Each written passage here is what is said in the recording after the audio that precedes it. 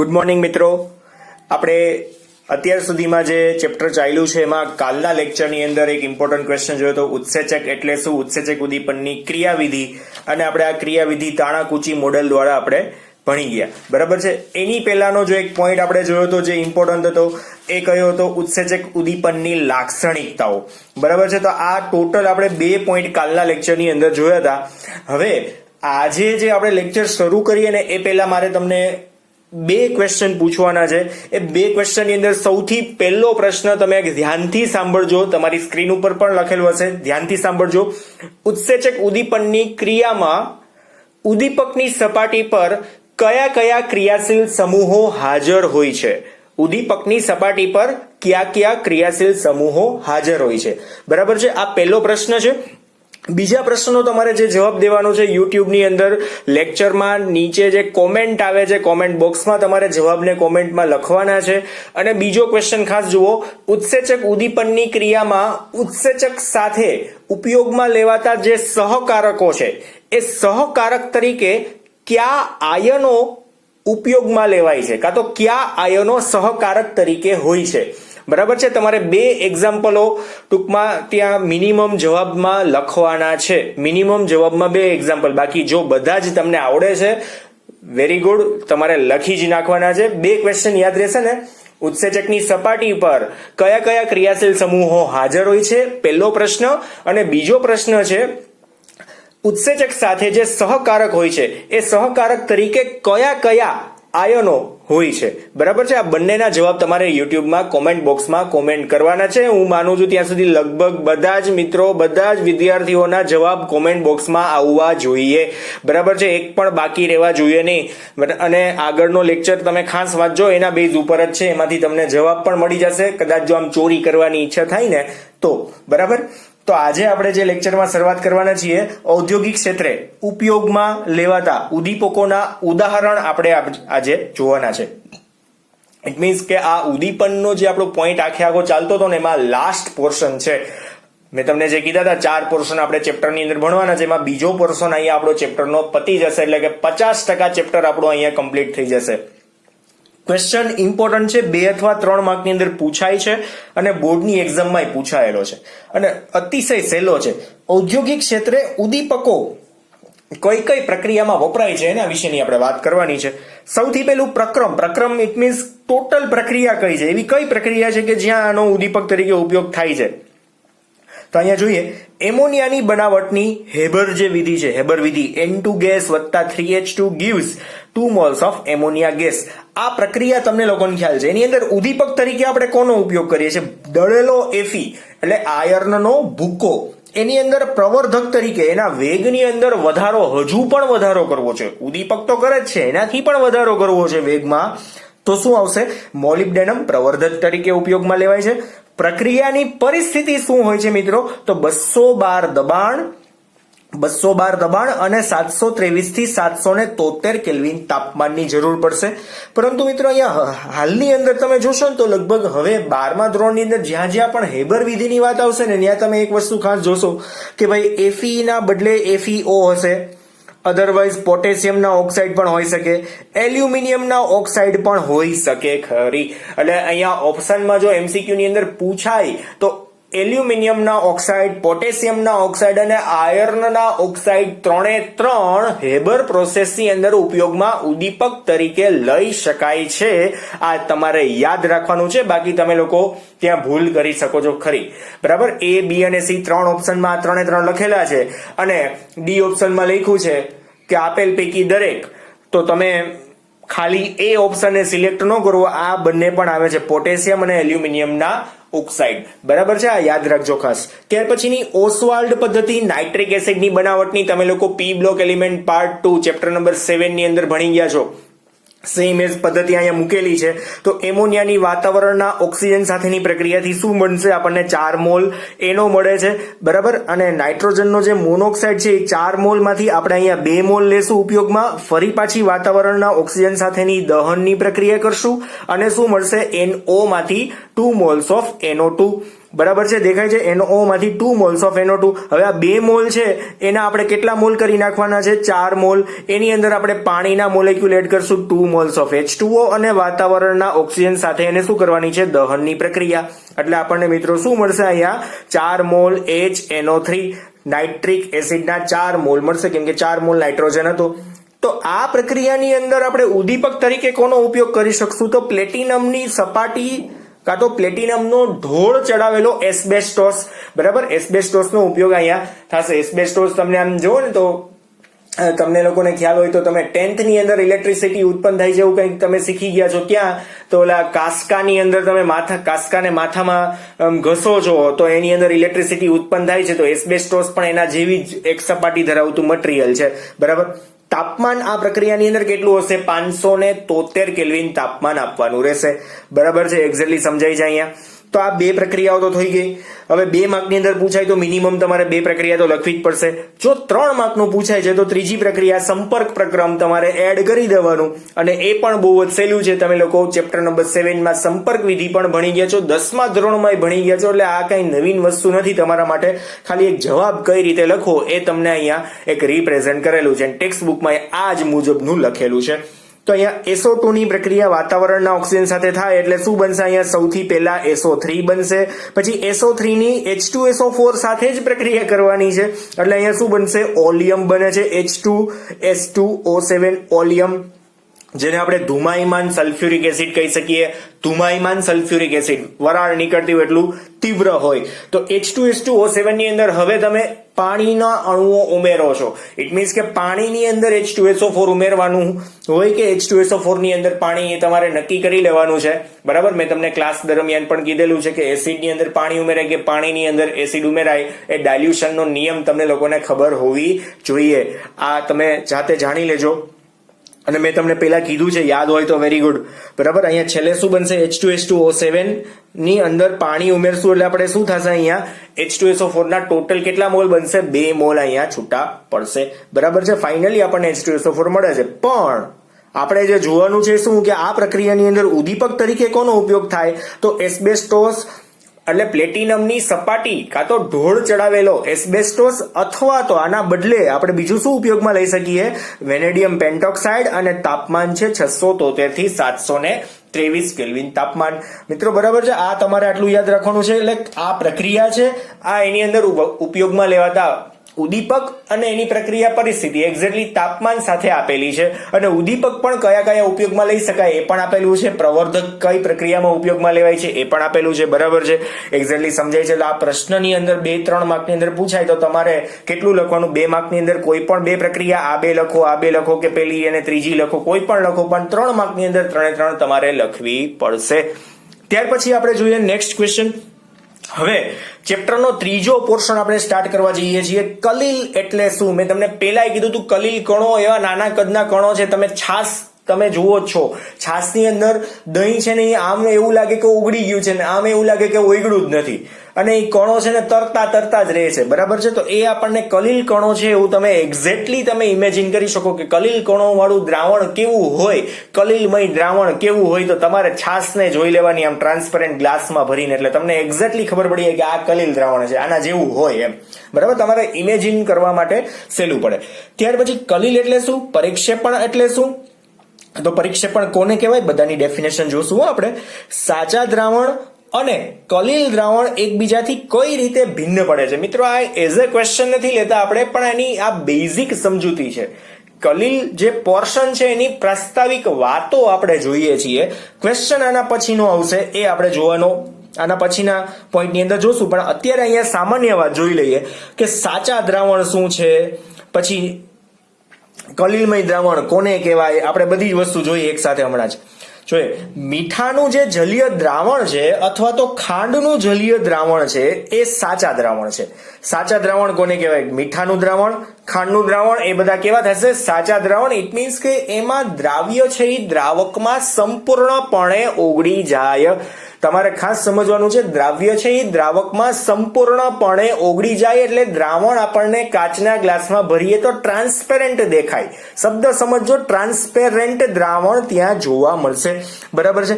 ત્યાર પછી આગળ જોઈએ તો એના બદલે એનાથી ઊંધું તમે કંઈક વિચારો કે જ્યારે રેતીને પાણીમાં નાખીએ ને અને હલાવીએ ને તો સૌથી પહેલા એનું આલંબન થાય. આલંબનનો મિનિંગ શું કે એ માટી છે કાં તો રેતી છે એ પાણી સાથે ભીંજાશે અને અમુક સમય બાદ તમે એનું સ્ટીરિંગ એટલે કે હલાવવાનું બંધ કરશો ને એટલે તે તળિયે બેસી જતા શું થઈ જશે, એનું નિલંબન થાય છે. સમજાય છે? એક્ઝેક્ટલી નિલંબન એટલે તળિયે બેસી જાય. વજનવાળા જે કણો છે એ બધા ક્યાં જતા રહેશે મિત્રો? નીચે તળિયે બેસી જાય. આ તમને લોકોને ખ્યાલ જ છે કે માટીને પાણીની અંદર કાચના ગ્લાસમાં નાખશો અને સ્ટીરિંગ આપશો, થોડીક વાર સુધી જ્યાં સુધી મુવમેન્ટ હશે ત્યાં સુધી આવશે. અમુક સમય બાદ શું થશે? સ્થિરીકરણ થશે. જે વધારે વજનવાળા જે કણો છે એ બધા ક્યાં બેસી જશે? તળિયે બેસી જાય છે. સમજાય છે? એક્ઝેક્ટલી. એટલે આલંબન અને નિલંબન, આલંબનમાં ફક્ત ભીંજાય છે, નિલંબનમાં શું થાય? તળિયે બેસી જાય છે. કોણ? દ્રાવ્યના કણો. દ્રાવ્યના કણો, દ્રાવકના વાત જ નથી કરતા અહીંયા. બરાબર છે? દ્રાવ્યના કણોની વાત છે. ત્યાર પછી આગળ વધીએ તો સાચા દ્રાવણ અને આલંબન દ્રાવણ વચ્ચેનો જે મોટો પ્રણાલી સમૂહ છે, જો સમજો અહીંયા ડેફિનેશન આવી આપણી. કલીલ એટલે શું? તો સાચું દ્રાવણ અને આલંબન દ્રાવણ એટલે બંને કેવા દ્રાવણ કે એક એવું દ્રાવણ કે જે સાવ ટ્રાન્સપરન્ટ દેખાય છે, એક એવું દ્રાવણ કે જે સાવ અદ્રાવ્ય છે. આ બંને દ્રાવણની વચ્ચે જો છાશમાં મેં તમને કીધું ને કે કણો છે ને એ તમને ક્યાંય એવા નહીં લાગે કે નીચે બેસી ગયા. છાશ એટલે નીચે બેસી એટલે અમુક સમય બાદ તમને એવું લાગે કે ઉપર પાણી આવી ગયું, પણ સંપૂર્ણપણે છાશ પાછી દહીંમાં રૂપાંતરિત થાય છે, નીચે બેસી જાય છે, દહીં જેવું ઘાટું થઈ જાય છે. નથી થતું. એ કણો અમુક સમય લાંબા સમય સુધી શું થાય? અથડામણ અનુભવતા જ રહે અને એની કદ એવું હોય છે કે જે મુવમેન્ટના લીધે કન્ટિન્યુઅસ દ્રાવણ એમનેમ જ તમને રહી શકે છે. બરાબર છે?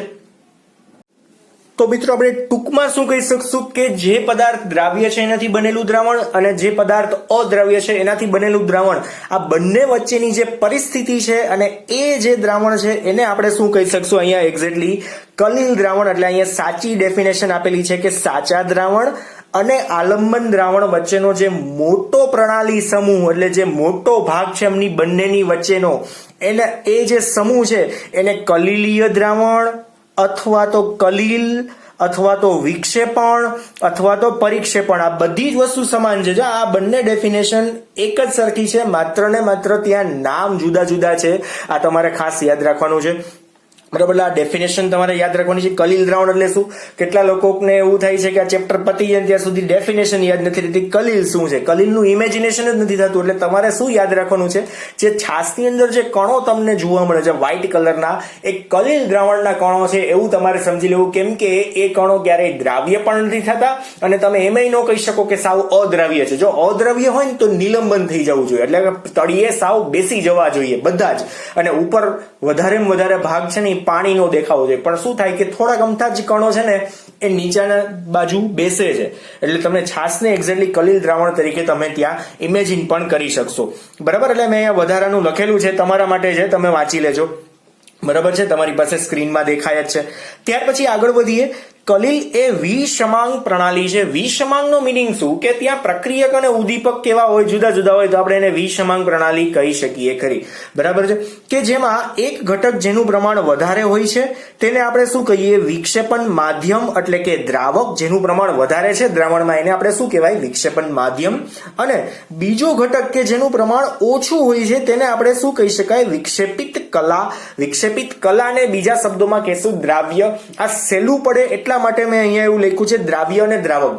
એ તો તમને લોકોને કોમન ખ્યાલ છે કે દ્રાવણમાં જેમનું પ્રમાણ વધારે હોય એને આપણે શું કહેવાય? દ્રાવક કહેવાય, અને જેનું પ્રમાણ ઓછું છે એને શું કહેવાય? દ્રાવ્ય પદાર્થ કહેવાય. આ તમને લોકોને ખ્યાલ છે.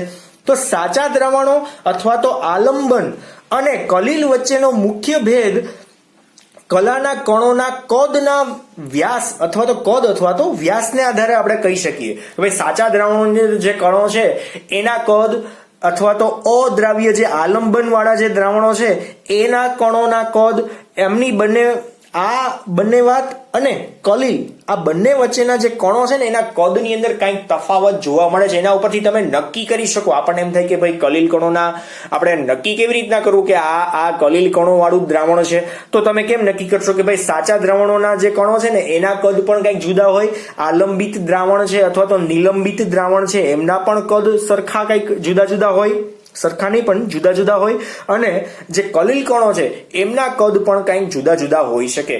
તો હવે એમ થાય કે હવે કેવા કદ હશે, તો એ કદનો જવાબ પણ આપણે જોઈએ તો ભાઈ સાચા દ્રાવણોમાં કણો તરીકે જે અણુ, પરમાણુ કે આયનો છે એમના કદ કેટલા હોય, તો 1 નેનોમીટર, જો લેસ ધેન 1 નેનોમીટર, એટલે 1 નેનોમીટર કરતા કેવા હશે, ઓછા હશે. લેસ ધેન શબ્દ અહીંયા યુઝ કર્યો છે, લેસ ધેન 1 નેનોમીટર, એટલે 1 નેનોમીટર થી ઓછા કદના હોય. કોના કદ?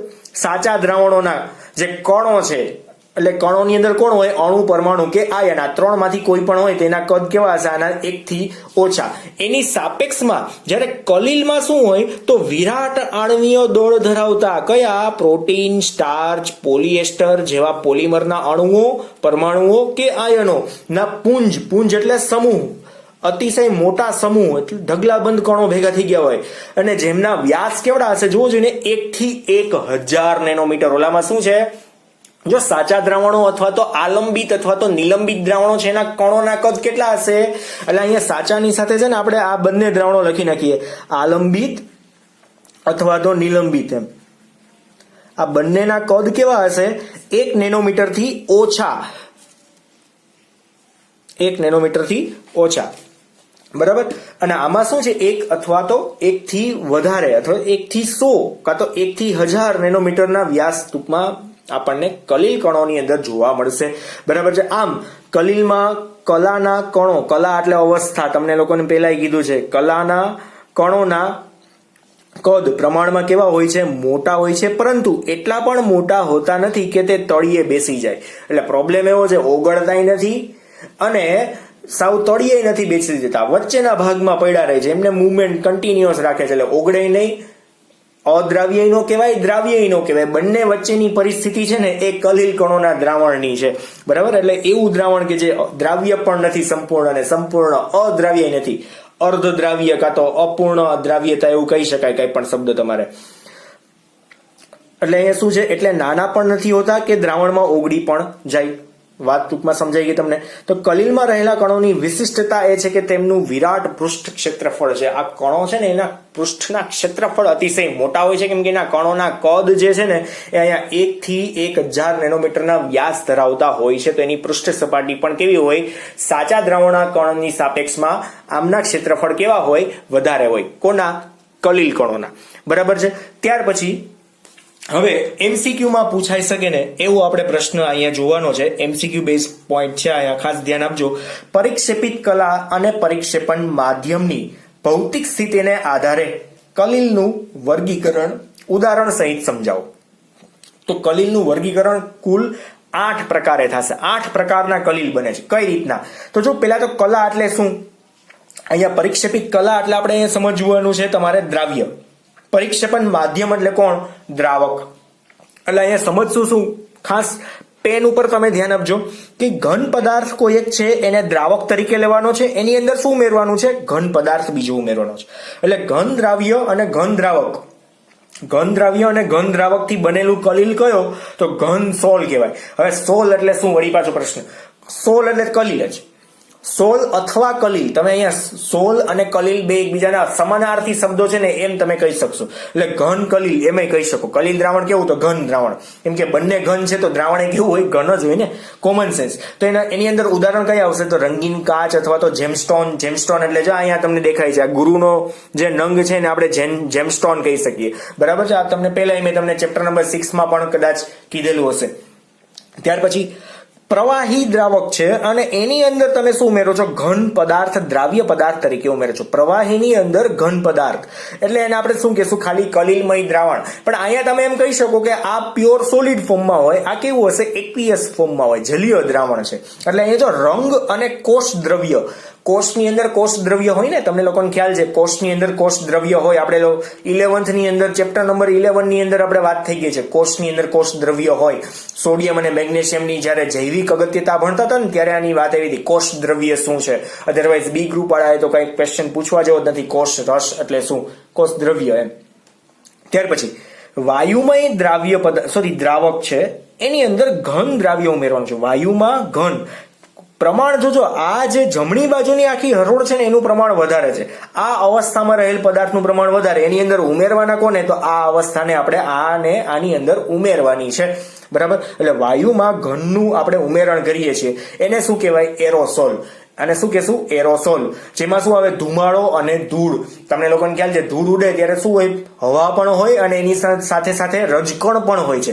અથવા તો ધુમાડો, તમને લોકોને ખ્યાલ છે કોઈ એક વસ્તુ બાળો છો તો એની અંદર રાખ અને ધુમ્મસ, વાયુ અને ઘન પદાર્થ તરીકે કોણ હોય, કાર્બન. આ બંને વસ્તુ ઉડે છે તો એને આપણે શું કહી શકીએ, એરોસોલ. જેમાં વાયુ અને ઘનનું મિશ્રણ છે.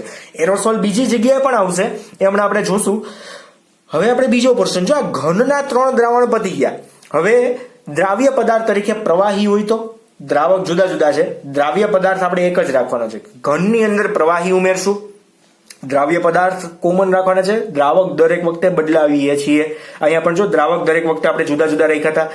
ઘન પદાર્થ દ્રાવ્ય હતો. હવે અહીંયા શું આવશે, ઘનની અંદર પ્રવાહી ઉમેરશું.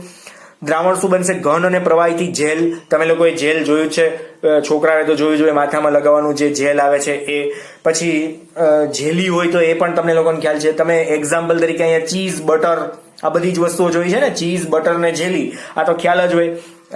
ચીઝ પીઝા આમ જો ગજબ હોય, તમે જોયા જ છે. ચીઝ ઉપર કેવું સરસ આમ લાંબુ થતું હોય, તો એ જે જેલી જેવો પદાર્થ ઘન અને પ્રવાહીથી મિશ્રિત બનેલું પદાર્થ તમે એને કહી શકશો. બરાબર છે. ત્યાર પછી પ્રવાહી અને પ્રવાહી બંને લિક્વિડ ફોર્મ છે, તો એમાં પાયસ અથવા તો ઇમલ્સન. આ નામ ખાસ જોજો, પાયસ અથવા તો ઇમલ્સન એ કોને કહેવાય, તો એના એક્ઝામ્પલ સીધા જુઓ. દૂધ, હેર ક્રીમ, માથામાં નાખવાની જે ક્રીમો આવે છે, હેર ક્રીમ અને માખણ. બરાબર છે. આ 3 જે છે એ ઇમલ્સન ની અંદર આવશે. જો મિત્રો આની અંદરથી એમસીક્યુ લોટ્સ ઓફ નીકળશે અને તમારે એક જગ્યાએ ક્યાંક ચોંટાડીને રોજે રોજ વાંચવા પડશે. એટલે ચેપ્ટર પતે ને ત્યાં આવડી જવા જોઈએ. પતે પછી નથી કરવાના, અત્યારે ચાલુ કરી દેવાના છે. બરાબર. ત્યાર પછી પ્રવાહી અને વાયુનું દ્રાવણ, એટલે કે વાયુની અંદર પ્રવાહી ઉમેરવાનો છે. વાયુમાં પ્રવાહી, તમે લોકો ડીઓડરન્ટ સ્પ્રે યુઝ કરો છો, ફોગ વાળા નહીં, ફોગના નહીં. એમાં તો એવું પૂછે, એમાં તો સીધું બોલે છે બીના ગેસ વાળા. અહીંયા તો ગેસ થી જ સ્ટાર્ટ થાય છે. વાયુની અંદર પ્રવાહી ઉમેરવાનું. તમને લોકોને ખ્યાલ છે, જોજો પેલા જે સ્પ્રે આવતા ને, આમ તો ફોગ સિવાયના કોઈ પણ સ્પ્રે જેમાં ગેસ હોય છે એની વાત ચાલે છે, તો એને તમે સ્પ્રે કરશો એટલે વાયુ પણ નીકળે છે અને સાથે સાથે આપણને આમ ઠંડુ પણ લાગે છે. જે શું હોય છે ખરેખરમાં, એ પ્રવાહી પદાર્થ છે જે દ્રાવ્ય કરેલો છે, અને વાયુ છે એને શું કરે છે, ધક્કો મારીને બહાર કાઢે છે. એટલે તમે જો આવી રીતના કંઈક કરતા હો, કેવી સિસ્ટમ હોય, તમે લ્યો ને એટલે ફટાફટ એને શેક કરો છો, પછી ઉપરથી દબાવો છો. પેલા શેક કરો છો, ઇટ મીન્સ કે શું થાય કે પ્રવાહી અને વાયુના કણો છે ને એકબીજામાં મિશ્રિત થઈ જાય. જ્યારે તમે શેક કરીને એને પ્રેસ કરશો ઉપરનું બટન, એટલે શું થશે, વાયુ બહાર નીકળશે, એની સાથે સાથે પ્રવાહીના ઝીણા ઝીણા કણો પણ શું થશે, બહાર નીકળે છે. ઇટ મીન્સ આ એરોસોલ એને પણ આપણે કહી શકીએ. વાયુ અને પ્રવાહીના મિશ્રણને પણ શું કહેશું, એરોસોલ. પણ તમને એવું પૂછી શકે કે જે ધુમ્મસ છે, કાં તો ધૂમ્ર છે, કાં તો વાદળ છે, કાં તો જંતુનાશક સ્પ્રે, હવે જે બેગોન ને બધા આવે છે, તમને લોકોને ખ્યાલ છે, મોર્ટીના સ્પ્રે જે આવે છે એની અંદર આના જેવી જ વાત છે, તમે લોકોએ જોયા છે. બરાબર. તો એમાં પણ શું થાય, તો ભાઈ એવું પૂછી શકે કે જંતુનાશક સ્પ્રેની અંદર પરિક્ષેપણ માધ્યમ તરીકે કોણ હોય છે, વાયુ કે પ્રવાહી? તમને લોકોને એ તો ખબર છે કે જંતુનાશક પ્રવાહી અને વાયુનું મિશ્રણ છે, પણ પ્રશ્ન એવો પૂછાય કે જંતુનાશક સ્પ્રેની અંદર પરિક્ષેપણ માધ્યમ તરીકે કોણ હોય, તો તમારે જવાબ દેવો પડશે વાયુ. અને એ પ્રવાહી કલા તરીકે છે. ખાસ પરિક્ષેપિત કલા તરીકે કોણ, પરિક્ષેપિત કલા એટલે કે દ્રાવ્ય તરીકે કોણ, તો પ્રવાહી. દ્રાવક તરીકે કોણ, તો વાયુ. આ ખાસ ધ્યાન રાખવું પડશે. અહીંયા જો ભૂલ થઈ તો માર્ક્સ સીધા જતા રહેશે. તમને આવડતું હશે છતાં પણ, એટલે ટપકું કરવામાં ઉતાવળ ન કરતા. આવા જયારે ક્વેશ્ચન પૂછાય ત્યારે સેલામ સેલા અને માર્ક્સ તરત કપાઈ જાય જો ઉતાવળ ભૂલમાં થઈ જાય તો. એટલે ખાસ યાદ રાખવું, આમ વ્યવસ્થિત વિચારી લેવું કે આમાં શેનું એક્ઝામ્પલ મેં દીધું હતું. તમારે યાદ રાખવાનું છે, સ્પ્રેની બોટલમાં વાયુ હોય, એની અંદર પ્રવાહી ઉમેરેલું હોય. વાયુનું પ્રમાણ જાજુ છે તો એ દ્રાવક છે, પ્રવાહીનું પ્રમાણ સાવ ઓછું છે તો એ દ્રાવ્ય છે. તમે જોજો ઘણી વખત કે અંદરનો સ્પ્રે પતી જાય ને પછી ખાલી હવા નીકળતી હોય, તો એનું રીઝન શું કે એમાં વાયુનું પ્રમાણ વધારે છે એટલા માટે, એટલે તમને સીધું યાદ રહી જાય. બરાબર છે. આ દરેક એક્ઝામ્પલને તમારે આ જ રીતના ઇમેજિન કરવાના, બાકી બધા મિક્સઅપ થવા માંડશે ઓટોમેટિક. ત્યાર પછી જોઈએ ઘન પદાર્થની અંદર વાયુનું દ્રાવ્ય તરીકે ઉમેરેલું છે ઘન અને વાયુ, તો એને આપણે શું કહીશું? ઘન સોલ. જો ઘન પદાર્થનું પ્રમાણ વધારે છે, વાયુ એની અંદર થોડાક પ્રમાણમાં શું થયું હોય? અધિશોષાયેલો હોય, થોડાક પ્રમાણમાં ગોઠવાયેલો હોય, તેને આપણે શું કહીશું? ઘન સોલ. એટલે કે એના એક્ઝામ્પલ શું આવશે? Form rubber. ફોમ રબર કેવું હોય ખરેખરમાં? તો તમે લોકો સ્પંચ જોઈ લો ને, સ્પંચ કેવું હોય? પોચું પોચું, બેડની અંદર યુઝ થાય, સોફામાં યુઝ થતું હોય જે સ્પંચ, એ foam rubber one type of. અથવા તો ઇરેઝર જોઈ લો, એ પણ ચાલે. અને પ્યુમાઈ સ્ટોન, છિદ્રાળુ પથ્થર આવે. પ્યુમાઈ સ્ટોન જે નાહવા માટેના જે પથ્થર આવે છે ને, તમને લોકોને ખ્યાલ હોય તો છિદ્રાળુ પથ્થર આવે છે નાહવા માટેનો, જે શરીરમાં ઘસવાથી ચામડી ઉજળી બને છે, એવું તમે સાંભળ્યું હોય કદાચ. પથ્થર પ્યુમાઈ સ્ટોન. બરાબર. તમે અત્યારે યુટ્યુબ યુઝ કરો છો તો આ જ રીતના તમે ગૂગલ પણ યુઝ કરી શકો છો. એમાં લખી નાખવાનું પ્યુમાઈ સ્ટોન, એટલે પ્યુમાઈ સ્ટોનની પાછળ લખવાનું ઇમેજીસ, એટલે તમને લોકોને એના ચિત્રો પણ જોવા મળી જાય. ફોમ રબર કેવું હોય તો ફોમ રબર લખીને તમારે એના ઇમેજીસ પાછળ એવું લખી નાખવાનું ફોમ રબર ઇમેજીસ, એટલે તમને લોકોને એની ઇમેજ પણ ત્યાં મળી જશે. બરાબર છે. અને લાસ્ટ વન જોઈએ, પ્રવાહીની અંદર વાયુ. પ્રવાહી પદાર્થ દ્રાવક તરીકે છે જેનું પ્રમાણ વધારે છે, અને વાયુ પદાર્થ છે ઓછા પ્રમાણમાં છે. સાદી સોડાને જ સમજી લ્યો. બરાબર. તો એના જેવું જ છે અહીંયા. તો અહીંયા ફીણ જે છે, ફીણ, તમે લોકો ફીણ તો જોયા છે ને, રોજ જોવો છો ને, સાબુથી નાતા હોય એને ખબર હોય, માથું ધોતા હોય ટાઈમ ટુ ટાઈમ, એ લોકોને ખબર હોય ફીણ. હા, તો વાંધો નહીં. કોઈને ક્યાં ખબર છે? કાંઈ વાંધો નહીં, હાલો, એ તો આવશો પછી ખબર પડશે જ ને ક્લાસમાં. ચલો, ફીણ. પછી કશા ક્રીમ. કશા ક્રીમ કયું ખબર છે તમને લોકોને? ખ્યાલ હોય તો તમે જે ઘરે આઈસ્ક્રીમ બનાવો છો ને, એમાં ફીણ કશા ક્રીમ નથી બનતું, એમાં એક્ઝેક્ટલી છે ને આમ સારો એવો આઈસ્ક્રીમ બને છે. પણ હમણાં લોકડાઉનમાં ઘણા લોકોએ કશા ક્રીમ વાળો ના બદલે સાદો આઈસ્ક્રીમ ઘરે બનાવ્યો હશે. પણ જો તમે એને બીટરથી ચલાવો છો, કન્ટિન્યુઅસ સ્પ્રે શું કરો છો, એને બ્લેન્ડિંગ કરો છો, તો એનાથી શું થાય કે એમાં ફીણ ઉત્પન્ન થાય. તો તમે બહારથી સાદી કંપનીના કોઈ પણ સમજી લો ને, આ અમૂલનો સાદો આઈસ્ક્રીમ છે, વેનીલા આઈસ્ક્રીમ, તો એમાં પણ જોજો ફીણ ફીણ દેખાય છે, ઝીણા ઝીણા ફીણ દેખાય છે, જેને આપણે કશા ક્રીમ કહી શકાય. બરાબર છે. સાદા ફીણ જે દેખાય એને શું કહેવાય? કશા ક્રીમ. આ તમે સમજી શકતા હશો આઈ થિંક. વેનીલાનો સાદો આઈસ્ક્રીમ કોઈ પણ લઈ આવો, 10 રૂપિયાની ડબ્બી લઈ આવો, તો એમાં તમને જો નાના નાના ફીણ જોવા મળ્યા હશે ને, તમે આમ ખાઈ જાવ તો તમને એમ સંતોષ ન થાય, તો એ ફીણ જે છે એને કશા ક્રીમ કહી શકાય. અથવા તો સાબુનું ફીણ, તમને લોકોને ખ્યાલ છે, મેં પહેલા જ કહી દીધું. બરાબર ને આમાં તમને. તો અહીંયા આપણો ઘણો બધો પોર્શન મિત્રો અહીંયા ચાલી ગયો છે. આપણે હવે આના પછીના લેક્ચરથી કલીલ કણોની અંદર આપણે આગળ વધશું, લાયોફિલિક કલીલ અને લાયોફોબિક કલીલ, અને એની અંદર આપણે વર્ગીકરણમાં આગળ વધવાના છીએ.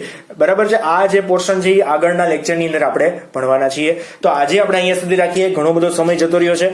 બરાબર.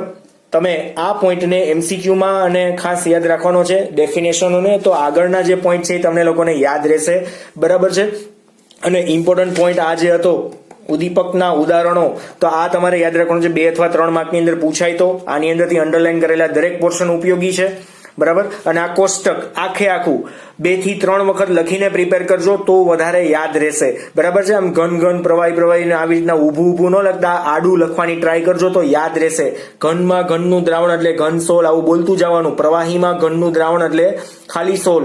વાયુમાં ઘનનું દ્રાવણ એટલે એરોસોલ, આ રીતના બોલતું જવાનું. ઘનમાં પ્રવાહીનું દ્રાવણ એટલે જેલ, પ્રવાહીમાં પ્રવાહીનું દ્રાવણ એટલે ઇમલ્સન, અને વાયુમાં પ્રવાહીનું દ્રાવણ એટલે એરોસોલ. બરાબર છે. આખા લેક્ચર જોતા જજો, આળસુ થતા નહીં, સીધું મટીરિયલમાંથી કોપી કરતા પણ નહીં, તો તમને નુકસાન થશે. મને તો નથી થતું. બરાબર છે. તો આજે આપણે અહીંયા સુધી રાખીએ, અને ઓલા 2 ક્વેશ્ચનના તમારે જવાબ આપવાના છે, એ ભૂલતા નહીં. બરાબર છે. એ કોમેન્ટ બોક્સમાં કોમેન્ટ તમારે કરવાની છે, એટલે મને એક્ઝેક્ટલી ખબર પડે કે કેટલા લોકો વ્યવસ્થિત વાંચે છે. બરાબર. તો આજે અહીંયા સુધી રાખીએ. Thank you.